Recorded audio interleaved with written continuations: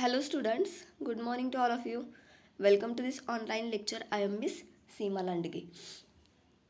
आजच्या लेक्चरमध्ये आपण नवीन पॉईंट सुरू करणार आहोत, तो म्हणजे यंत्रसंच व यंत्रसामग्री यांची रचना. प्रिव्हियस लेक्चर जे आपलं झालेलं आहे, अगोदरच्या लेक्चरमध्ये आपण काय अभ्यासले, तर अगोदरच्या लेक्चरमध्ये आपण जो पॉईंट बघितला त्याचं टायटल म्हणजे कारखाना स्थान निश्चिती करत असताना कोणकोणत्या बाबी विचारात घ्यावे लागत असतात आणि कोणकोणत्या गोष्टींचा विचार करून कारखाना स्थान निश्चिती करावी लागत असते. कारखाना स्थान कोणत्या पद्धतीचं आदर्श मानलं जातं, कोणत्या पद्धतीचं कारखाना स्थान आदर्श मानलं जात नाही. त्याचबरोबर कारखाना स्थान निवडीशी संबंधित असणारे घटक कोणकोणते आहेत, कारखाना स्थान निवडीवरती परिणाम करणारे घटक कोणकोणते आहेत ते आपण पाहिलेलं आहे. मी तुम्हाला प्रिव्हियस लेक्चरमध्ये सांगितलं की कारखाना स्थान निवडीशी संबंधित असणारे घटक, कारखाना स्थान निवडीवरती परिणाम करणारे घटक हे दोन विभागामध्ये विभागलेले आहेत. ते म्हणजे प्राथमिक घटक आहेत काही आणि काही दुय्यम घटक आहेत. आपण प्रिव्हियस लेक्चरमध्ये प्राथमिक घटक अभ्यासलेले आहेत, त्याचबरोबर दुय्यम घटक अभ्यासलेले आहेत. त्याचबरोबर जर तुम्ही तुमची कारखाना स्थान निश्चिती, जर तुम्ही तुमचा कारखाना हा ग्रामीण भागामध्ये सुरू केला तर तुम्हाला ग्रामीण भागामधून कोणते फायदे होऊ शकतात, कोणते तोटे होऊ शकतात आपण अभ्यासलेलं आहे. त्याचबरोबर तुम्ही जर तुमचा कारखाना स्थान निश्चिती, तुमचा कारखाना तुम्ही शहरी भागामध्ये सुरू केला तर तुम्हाला कोणकोणते फायदे असू शकतात, कोणकोणते तोटे असू शकतात आपण अभ्यासलेलं आहे. आणि त्याचबरोबर जर तुम्ही तुमचा कारखाना उपनगरामध्ये सुरू केला तर तुम्हाला कोणकोणते फायदे असू शकतात आणि कोणकोणते तोटे असू शकतात आपण प्रिव्हियस लेक्चरमध्ये अभ्यासलेलं आहे. आणि आजच्या लेक्चरमध्ये आपण जो पॉईंट अभ्यासणार आहे तो म्हणजे यंत्ररचना असेल, यंत्रसामग्रीची रचना असेल. ओके, आजच्या लेक्चरमध्ये पॉईंट जो आपण बघणार आहोत तो म्हणजे यंत्रसंच, यंत्रसामग्री यांची रचना. यामध्ये तुम्हाला काय सांगितलंय तर कारखान्यातील यंत्रे, उपकरणे, माल, फर्निचर, इतर वस्तू, कामगार, सेवा केंद्रे यांना कारखान्यातील जागेची वाटणी करून दिली पाहिजे. बघा, साहजिक आहे की जो काही आपण कारखाना उभा करणार आहे त्या कारखान्यामध्ये जे काही यंत्र लागणार आहेत, आपल्याला ज्या काही मशिनरी लागणार आहे, जे काही आपला रॉ मटेरियल असणार आहे, कच्चा माल असणार आहे, फर्निचर असणार आहे, जे काही आपले एम्प्लॉईज असणार आहेत, कामगार असणार आहेत, उपकरणे असतील, त्यांना सेपरेट जागेची वाटणी करून देणं अतिशय महत्त्वाचं आहे. प्रत्येक मशिनरी डिपार्टमेंट वेगळं असेल, त्यानंतर रॉ मटेरियलचं डिपार्टमेंट वेगळं असेल, फर्निचर वेगळ्या ठिकाणी असेल, त्या पद्धतीनं प्रत्येक गोष्टीला वेगवेगळ्या जागेची वाटणी करून देणं अतिशय महत्त्वाचं आहे कारखान्यामध्ये. आणि ही वाटणी अशा पद्धतीनं दिली गेली पाहिजे की बघा, जी काही कारखान्यामध्ये वस्तूंना योग्य त्या जागेची वाटणी करून दिली जाणार आहे ती जागेची वाटणी कशा पद्धतीनं झाली पाहिजे की त्यामुळे उत्तम दर्जाचे जास्तीत जास्त उत्पादन कमीत कमी खर्चामध्ये आले पाहिजे.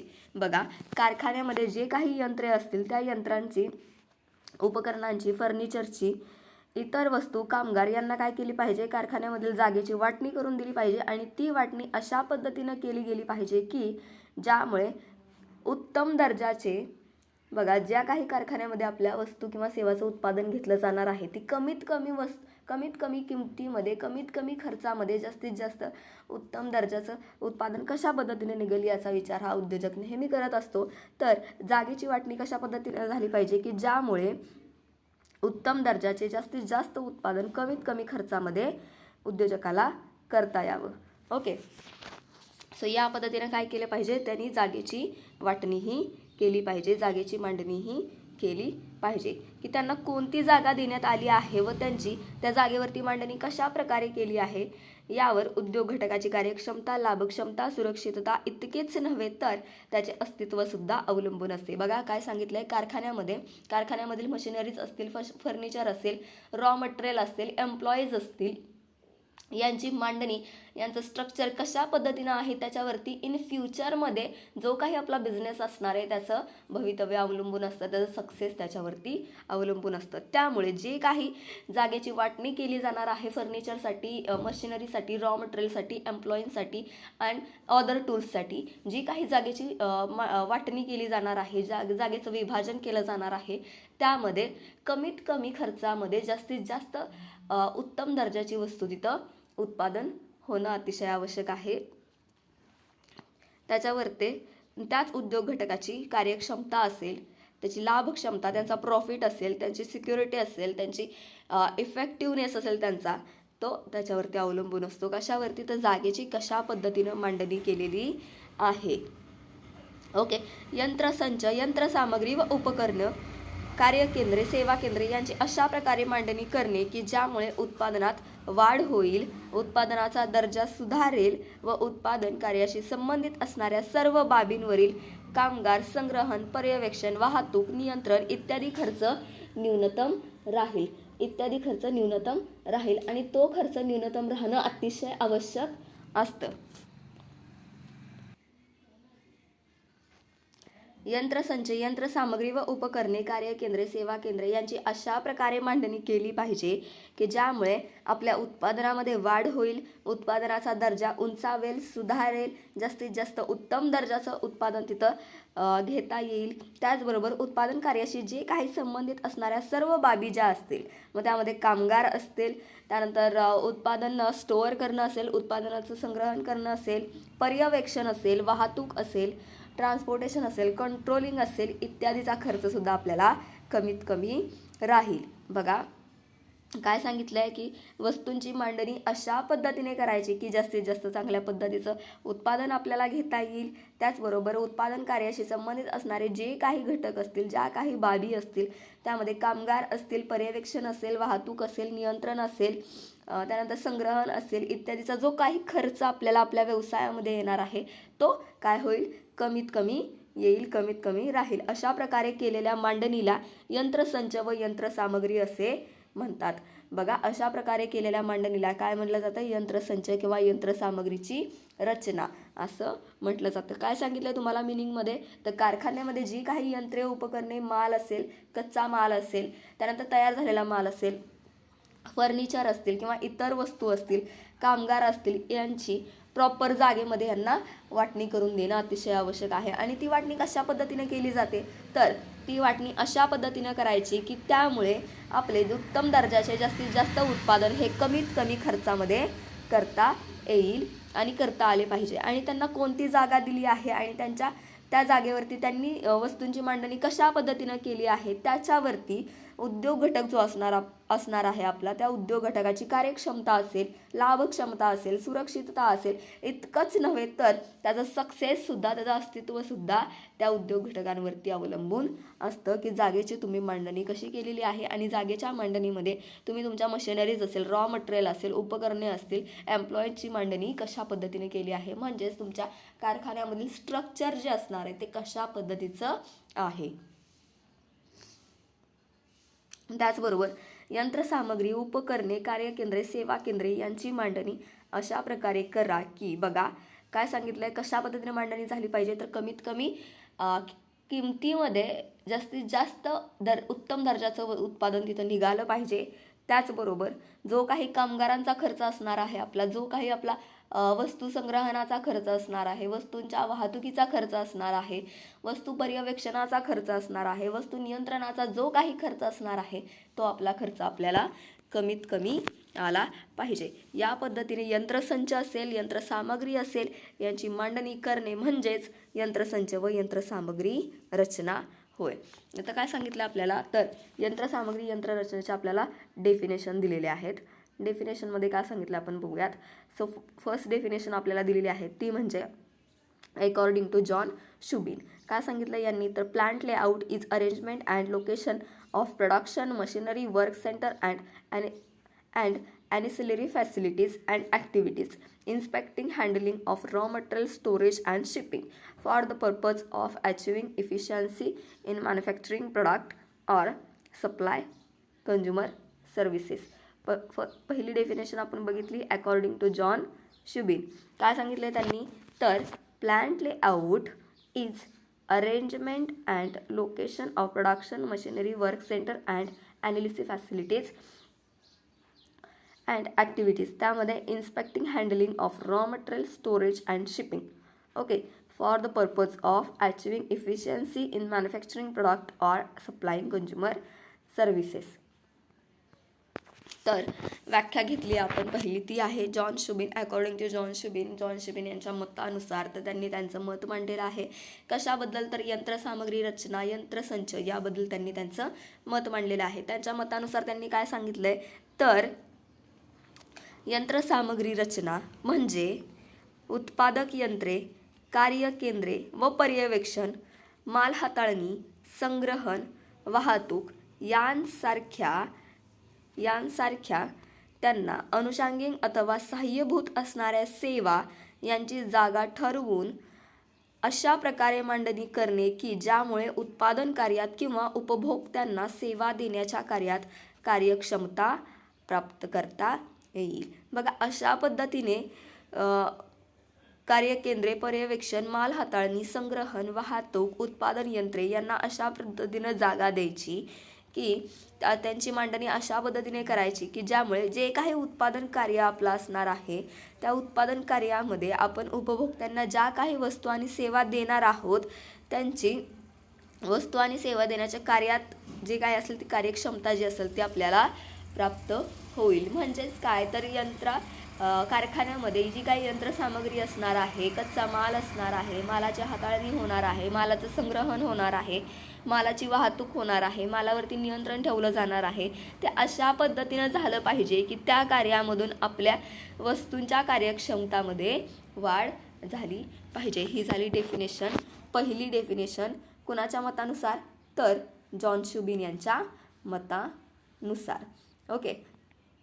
देन सेकंड डेफिनेशन आपण बघूया. ती आहे according to R.C. Agrawal. Second definition according to R.C. Agrawal. R.C. Agrawal यांच्या मतानुसार त्यांनी काय म्हटलंय, त्यांनी काय त्यांचं मत मांडलंय यंत्रसंच, यंत्रसामग्री रचना याबद्दल. तर plant layout can be defined as a technique of locating machines, processes and plant services within the factory so as to achieve the greatest possible output of high quality at the lowest possible total cost manufacturing. काय सांगितलं यांनी? R.C. Agarwal यांनी त्यांचं मत मांडलेलं आहे. तर त्यांच्या मतानुसार उत्पादन खर्चात उच्च दर्जाचे जास्तीत जास्त उत्पादन मिळवण्यासाठी कारखान्यामध्ये यांत्रिक प्रक्रिया व सेवा केंद्राची मांडणी करण्याचे तंत्र म्हणजेच यंत्ररचना होय. बघा काय सांगितलंय त्यांनी. तर अकॉर्डिंग टू R.C. अग्रवाल यांच्या मतानुसार यंत्रसामग्री म्हणजे काय, यंत्रसंच म्हणजे काय, तर त्यांनी त्यांचं मत स्वतःचं मांडलेलं आहे. यंत्रसामग्री रचना म्हणजे काय, यंत्रसंच म्हणजे काय, तर प्रत्येकाचं स्वतंत्र मत इथं मांडलेलं आहे यंत्रसामग्रीबद्दल. तर R.C. अग्रवाल काय म्हणतात, तर R.C. अग्रवाल असे म्हणतात की न्यूनतम उत्पादन खर्चात उच्च दर्जाचे जास्तीत जास्त उत्पादन मिळवण्यासाठी बघा कारखान्यामध्ये जे काही यंत्र असतील किंवा कारखान्यामध्ये जी काही सेवा केंद्रांची मांडणी केली जाते, कारखान्यामध्ये ज्या काही प्रक्रियाच केल्या जातात, ज्या काही प्रोसेस कारखान्यामध्ये केल्या जातात त्या प्रक्रिया सेवा केंद्रांची मांडणी करण्याचे तंत्र म्हणजे यंत्ररचना होय. प्रत्येकाने आपलं मत मांडलेलं आहे थोडंसं वेगळ्या पद्धतीमध्ये. तर R.C. अग्रवाल यांच्या मतानुसार काय आहे, जर आपल्याला आपल्या बिझनेसमधून, कारखान्यामधून कमीत कमी खर्चामध्ये जास्तीत जास्त चांगल्या दर्जाचं उत्पादन जर घ्यायचं असेल तर आपल्या कारखान्यामध्ये जी काही सेवा केंद्राची मांडणी केलेली आहे, जी काही यंत्रांची मांडणी केलेली आहे, जी काही आपल्या कारखान्यामध्ये प्रक्रिया केल्या जातात त्यांची मांडणी करणं म्हणजेच यंत्ररचना होय. बघा ही झाली आपली दुसरी डेफिनेशन कोणाच्या मतानुसार, तर R.C. अग्रवाल यांच्या मतानुसार. आता आपली तिसरी डेफिनेशन आहे, ती आहे कोणाच्या मतानुसार, तर R.C. अग्रवालची झाली आता आपण पाहिली. ती तिसरी डेफिनेशन आता आपली आहे ती म्हणजे अकॉर्डिंग टू जेम्स लुंडी यांनी काय सांगितलंय, तर plant layout ideal in values the allocation of space and arrangement of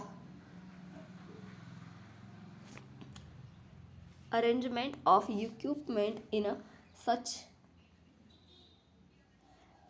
manner that overall operation cost minimized. बघा इथं थोडीशी मिस्टेक आहे, मला सांगते व्यवस्थित काय डेफिनेशन आहे ती. Plant layout ideally involve the allocation of space and arrangement of equipment in such a manner that overall operation cost be minimized.